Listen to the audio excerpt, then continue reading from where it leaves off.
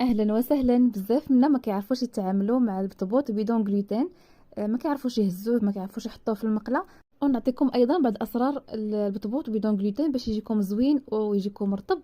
اول حاجه كيخص العجينه تكون خفيفه باش البطبوط ديالكم كينتفخ وكيجي زوين.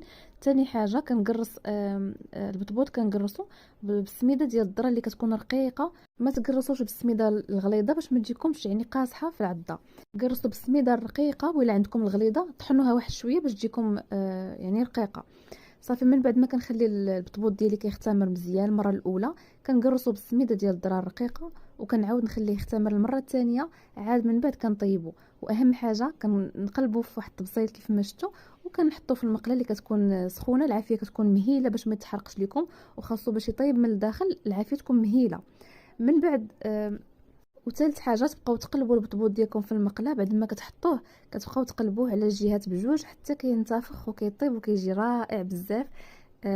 وبالنسبه للاحتفاظ، بعد ما كيبرد هذا البطبوط كتعملوه في ساشيات وتحطوه غير في الثلاجه، ما كيحتاجش الكونجيلاتور.